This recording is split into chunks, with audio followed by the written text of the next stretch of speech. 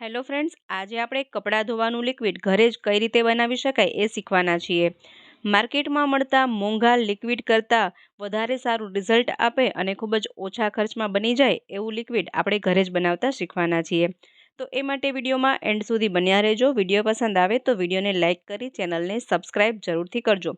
ચાલો શરૂ કરીએ વિડીયો. જોઈએ લિક્વિડ બનાવવાની રીત. તેના માટે અહીં આપણે લીંબુ લેવાના છે. હવે એક પ્લેટ લઈએ, પ્લેટમાં લીંબુ કાઢી લઈએ અને લીંબુના નાના ટુકડા કરી લઈએ. આ લિક્વિડ બનાવવામાં આપણે બધી જ એવી સ્ટ્રોંગ વસ્તુઓનો ઉપયોગ કરવાના છીએ જેના કારણે કપડા પર કોઈ પણ પ્રકારના જટિલ ડાઘ હોય, કપડા ગમે તેવા મેલા હોય તે પણ એકદમ ચોખ્ખા અને ચમકદાર બની જાય એ રીતે આપણે લિક્વિડ બનાવવાના છીએ.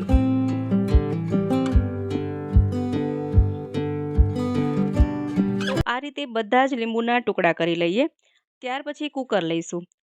જુઓ, આ કુકર પણ લીંબુના કારણે એકદમ ચોખ્ખું થઈ જાય છે. હવે આ લીંબુને આપણે કુકરમાં ઠાલવી દઈએ. ત્યાર પછી તેમાં 2 ગ્લાસ જેટલું પાણી ઉમેરી કુકરનું ઢાંકણ બંધ કરી દઈએ. ગેસની ફ્લેમ ઓન કરી કુકરને ગેસ પર રાખી અને 4 વિસલ કરવાની છે.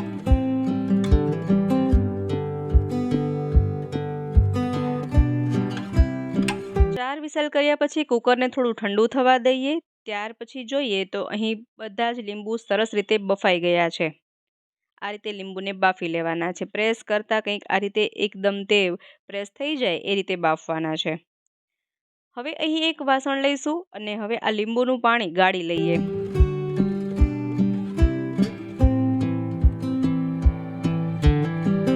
જો તમે જોઈ શકો કે લીંબુના કારણે કુકર પણ એકદમ સફેદ થઈ ગયું છે. હવે આ ગાળેલા પાણીને સાઈડમાં રાખી દઈએ અને આ લીંબુને મિક્સર જારમાં ઉમેરી અને પીસી લેવાના છે.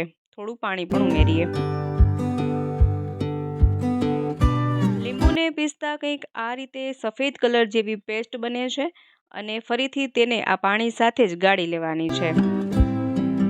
અહીં તમે આ પેસ્ટનો વાસણ સાફ કરવા માટે પણ ઉપયોગ કરી શકો છો. તેનાથી વાસણ પણ ખૂબ ચમકદાર બની જાય છે. અહીં આપણે આ લિક્વિડને થોડું ઘાટું બનાવવાનું છે તે માટે આ મિશ્રણને પણ પાણી સાથે મિક્સ કરી દેવાનું છે. આ રીતે ગાળવાથી તેમાં લીંબુના કોઈ છોતરા કે બી રહી ગયા હોય તો તે નીકળી જાય. જો અહીં લીંબુના જે પણ પાર્ટિકલ્સ રહી ગયા છે તે બધા જ આમાં આવી જશે.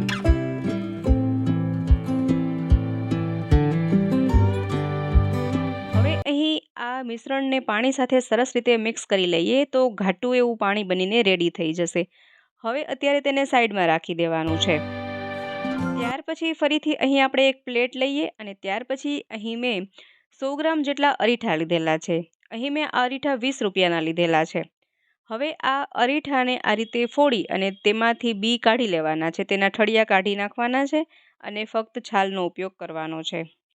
આ અરીઠા આ લિક્વિડમાં ફીણ બનાવવાનું કામ કરે છે. આપણે આયુર્વેદિક શેમ્પૂ ઘરે બનાવીએ તેમાં પણ અરીઠાનો ઉપયોગ કરવામાં આવે છે કારણ કે આ અરીઠા છે તે નેચરલી ક્લિન્ઝિંગનું કામ કરે છે. તેનાથી ફીણ વળે છે. હવે એક તપેલી લઈએ અને તેમાં આ અરીઠાને ઉમેરી દઈએ. ત્યાર પછી તેમાં 1 લીટર જેટલું પાણી ઉમેરવાનું છે. આશરે 4 ગ્લાસ જેટલું પાણી ઉમેરીએ. ફરીથી અહીં ગેસની ફ્લેમ ઓન કરી અને આ અરીઠાને ઉકાળવાના છે. જેમ જેમ પાણી ઉકળતું જશે તેમ પાણીનો કલર પણ બદલતો જશે. જુઓ, તમે જોઈ શકો છો અત્યારે અરીઠા જરા પણ પલળ્યા નથી છતાં પણ તેમાં ફીણ વળી રહ્યા છે. હવે આ અરીઠા જલ્દીથી ઉકળી જાય તે માટે તેને થોડું ઢાંકીને રાખી દઈએ તો તે તરત જ ઉકળવા લાગશે. અને વાસણને આ રીતે થોડું ખુલ્લું રાખીએ. પૂરેપૂરું ઢાંકી દઈએ તો તે ઉભરાશે. તમે જોઈ શકો છો કે એકદમ ઉકળી જતા તેમાં કેટલા બધા ફીણ વળ્યા છે. આ રીતે આ પાણીમાં 15 થી 20 વખત ઉભરો આવે ત્યાં સુધી આપણે તેને ઉકાળવાનું છે. એટલે ત્યાં સુધીમાં આ અરીઠા તેમાં એકદમ સરસ રીતે બફાઈ જાય. જુઓ, પાણીનો કલર પણ એકદમ બદલાતો જાય છે. અહીં આપણે ચેક કરતા જઈએ કે અરીઠા એકદમ બફાઈ ગયા છે કે નહીં. જેમ જેમ પાણી ઉકળશે તેમ તેમાં ખૂબ જ વધારે ફીણ વળવા લાગશે. અરીઠા એક નેચરલ ક્લિન્ઝિંગનું કામ કરે છે. ફીણ વળે છે તેનાથી. હવે અહીં આ અરીઠા ખૂબ સરસ રીતે બફાઈ ગયા છે. કેટલા સરસ ફીણ વળી રહ્યા છે. હવે ગેસની ફ્લેમને બંધ કરી દઈશું અને તેને થોડું ઠંડુ થવા દઈએ. અહીંયા પાણી ઠંડુ થઈ ગયું છે અને અરીઠા પણ સરસ રીતે બફાઈ ગયા છે. હવે આ અરીઠાના પાણીને પણ આપણે ગાળી લેવાનું છે. તો પીસેલા લીંબુ ગાળવા માટે જે સ્ટેનરનો ઉપયોગ કર્યો હતો તેનાથી જ આપણે ગાળી લઈશું. હવે અહીં આ અરીઠાના ટુકડાને પણ પીસી લેવાના છે.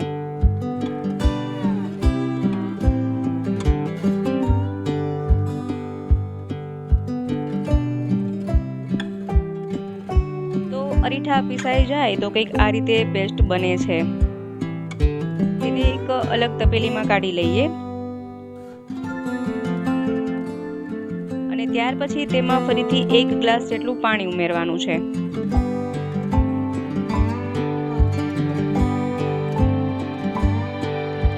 અને અરીઠા ગાળેલું જે પાણી છે તેને પણ તેમાં મિક્સ કરી દઈએ. કારણ કે ફક્ત આ પેસ્ટને આપણે ગાળીશું ને તો તેમાં ખૂબ જ ફીણ વળવા લાગશે, વ્યવસ્થિત ગાળી નહીં શકાય. તે માટે તેમાં પાણી મિક્સ કરી અને ત્યાર પછી તેને ગાળીએ તો તે સહેલાઈથી ગાળી શકાશે. એટલા માટે આપણે તેમાં પાણી ઉમેર્યું છે. આ રીતે સ્ટેનરથી ગાળતા તેના કોઈ પણ પાર્ટિકલ્સ રહી ગયા હોય તો તે તેમાં આવી જાય.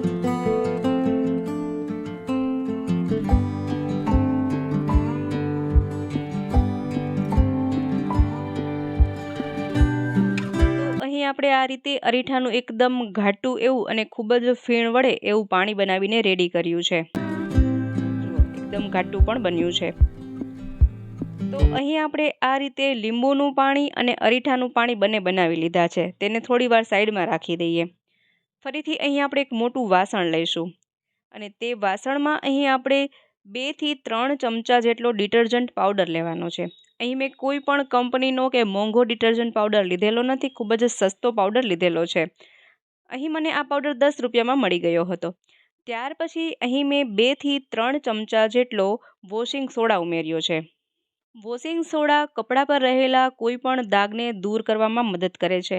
ત્યાર પછી અહીં આપણે 2 ચમચા જેટલું મીઠું ઉમેરીશું.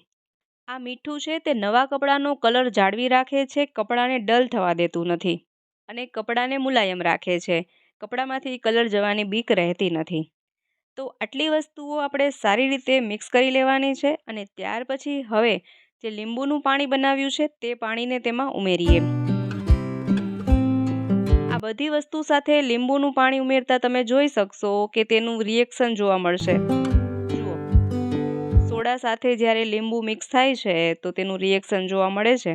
આ લીંબુ કપડા પરના દરેક દાગને દૂર કરવામાં મદદ કરે છે. હવે અહીં આપણે જે અરીઠાનું પાણી બનાવ્યું છે તેને પણ સાથે મિક્સ કરી દઈએ. અરીઠા લિક્વિડમાં ફીણ વાળવાનું કામ કરે છે અને કપડાને ક્લીન કરે છે. બધી વસ્તુઓને ખૂબ જ સારી રીતે મિક્સ કરી લેવાની છે અને એકદમ ઘાટું એવું પાણી બનીને રેડી થાય છે. ત્યાર પછી અહીં આપણે ફરીથી 1 લીટર જેટલું તેમાં પાણી ઉમેરીશું. જો આ લિક્વિડને આટલું ઘાટું જ રાખવા માંગતા હોય તો તેમાં પાણી ઉમેરવાની જરૂર નથી, પરંતુ થોડું પાતળું બનાવવા માંગતા હોય તો 1 લીટર પાણી તેમાં ઉમેરી શકાય. ત્યાર પછી હવે તમે આ લિક્વિડને આ કલરમાં રાખી શકો છો. આમાં કોઈ પણ કલર ઉમેરવાની જરૂર નથી. પરંતુ તમે જો માર્કેટમાં મળતા લિક્વિડ જેવા જ કલરનું લિક્વિડ બનાવવા માંગતા હોય તો તેના માટે અહીં મેં તેમાં બ્લુ કલર ઉમેર્યો છે. આ લિક્વિડ માટેનો કલર જે સાબુની શોપ હોય છે ત્યાં સહેલાઈથી મળી જાય છે. આ બધી જ વસ્તુઓ તમને કોઈ પણ દુકાને સહેલાઈથી મળી જશે અને ખૂબ જ ઓછા કિંમતમાં પણ આવતી હોય છે. તો આ રીતે આપણે ઘરે જ લિક્વિડ બનાવી શકાય. અને જુઓ, તમે જોઈ શકો કે જેમ જેમ આપણે તેને મિક્સ કરતા જઈએ તેમ તેમાં ફીણ પણ ખૂબ વધારે વળી રહ્યા છે અને તેનો કલર પણ માર્કેટમાં જે લિક્વિડ મળે તેવો જ બની ગયો છે. હવે તેને ફરી એકવાર ગાળી લઈએ જેથી કે તેમાં લીંબુના કે અરીઠાના કોઈ પણ પાર્ટિકલ્સ રહી ગયા હોય તો તે નીકળી જાય.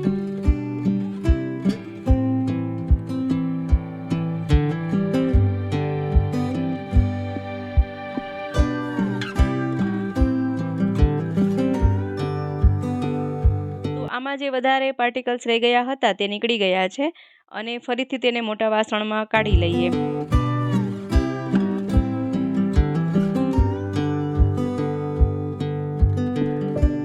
તો અહીં કપડાં ધોવાનું લિક્વિડ બનીને રેડી છે. અહીં આપણે ખૂબ જ ઓછા ખર્ચમાં અને ખૂબ જ સ્ટ્રોંગ એવું કપડાં ધોવાનું લિક્વિડ ઘરે જ બનાવી લીધું છે. ત્યાર પછી આપણે તેની બધી જ બોટલ્સ ભરી અને રાખી દઈએ. તો આ રીતે તમે તેને સ્ટોર પણ કરી શકો છો. તો હવે માર્કેટમાં મળતા મોંઘા દાટ લિક્વિડ લેવાની જરૂર નથી. આ રીતે તમે ખૂબ જ ઓછા ખર્ચમાં, ખૂબ જ ઓછા સમયમાં ઘરે જ કપડાં ધોવાનું વોશિંગ લિક્વિડ ઘરે જ બનાવી શકો છો. તો અહીં મેં આટલી વસ્તુઓમાંથી જ 3 થી 3.5 લીટર જેટલું લિક્વિડ ઘરે જ બનાવી લીધું છે અને માર્કેટમાં મળતા લિક્વિડ જેવું જ આ લિક્વિડ બનીને પણ રેડી થયું છે. રિઝલ્ટ તો તેનાથી પણ ડબલ મળે છે. તો મિત્રો, આશા રાખું છું આજનો વિડીયો તમને ખૂબ જ પસંદ આવ્યો હશે, સાથે ઉપયોગી પણ રહ્યો હશે. વિડીયો પસંદ આવ્યો હોય તો વિડીયોને લાઇક કરજો, શેર કરજો, તેમજ અમારી ચેનલ પર નવા હોય, પહેલી વાર ચેનલ પર વિઝિટ કરી રહ્યા હોય તો ચેનલને સબસ્ક્રાઈબ જરૂરથી કરજો. ફરી મળીશું નવા વિડીયોમાં નવા જ આઈડિયાઝ સાથે. ત્યાં સુધી જોતા રહેજો આપણી ચેનલ બી ક્રિએટિવ.